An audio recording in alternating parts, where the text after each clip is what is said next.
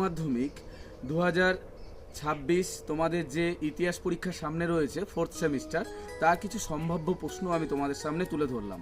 প্রথম অধ্যায় দিয়ে যে প্রশ্নগুলো খুব ইম্পর্টেন্ট সেগুলো হলো 1857 খ্রিস্টাব্দে মহাবিদ্যের প্রকৃতি স্বরূপ আলোচনা করো, বা প্রত্যক্ষ কারণ এবং ব্যর্থতার কারণ আলোচনা করো। তারপর তোমরা পড়বে 1857 সালে বিদ্রোহকে জাতীয় বিদ্রোহ বা স্বাধীনতার প্রথম যুদ্ধ বলা যায় কি না, বা বলার কারণ। টিকা পড়বে হচ্ছে মহারানীর ঘোষণাপত্র। দ্বিতীয় অধ্যায় দিয়ে পড়বে আলিগড় আন্দোলনের উদ্দেশ্য এবং কি ছিল, সাম্প্রদায়িক বাটোয়ারা, মুসলিম লীগ প্রতিষ্ঠা, সুরাট অধিবেশন, ক্রিপস মিশন, তারপর নেহেরু লিয়াকত চুক্তি যেটা। তারপর তোমরা পড়বে ভারত শাসন আইন, মুসলিম সমাজে সৈয়দ আহমেদের যে ভূমিকা, লাহোর অধিবেশন, ত্রিপুরা তোমার হচ্ছে কংগ্রেস, এগুলো।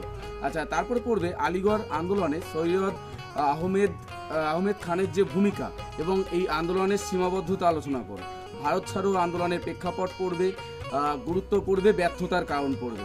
তারপর তোমরা পড়বে হচ্ছে নৌবিদ্রোহের কারণ, তাৎপর্য, স্বাধীনতা সংগ্রামে ভারতে সুভাষচন্দ্র বসু এবং তোমার হচ্ছে আজাদ হিন্দ ফৌজের অবদান আলোচনা করো। রাওলাট আইনের শর্ত, ভারতের বিরুদ্ধে প্রতিক্রিয়া। আচ্ছা, আরেকটা পড়বে হচ্ছে জালিয়ানওয়ালাবাগ হত্যাকাণ্ড, আইন অমান্য আন্দোলনের কারণ ও ফলাফল।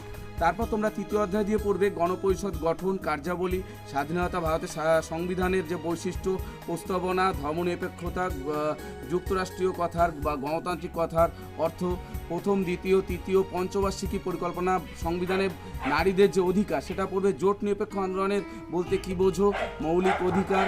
তারপরে ভারতীয় অর্থনীতি উদারীকরণ বলতে কি বোঝো। চতুর্থ অধ্যায় দিয়ে পড়বে হচ্ছে সিমলা চুক্তি বা হচ্ছে ভাষা আন্দোলন। তারপরে বাংলাদেশ উত্থানে ভারতের ভূমিকা এবং স্বাধীনতার শেখ মুজিবুর রহমানের খুব ইম্পর্টেন্ট। আচ্ছা, তারপরে হচ্ছে বাংলাদেশ মুক্তি আন্দোলনের কারণ এবং এই যুদ্ধে ভারতের ভূমিকা। এই কটা কোশ্চেন পড়ো, অবশ্যই তোমাদের সামনে যে পরীক্ষা কমন পেয়ে যাবে।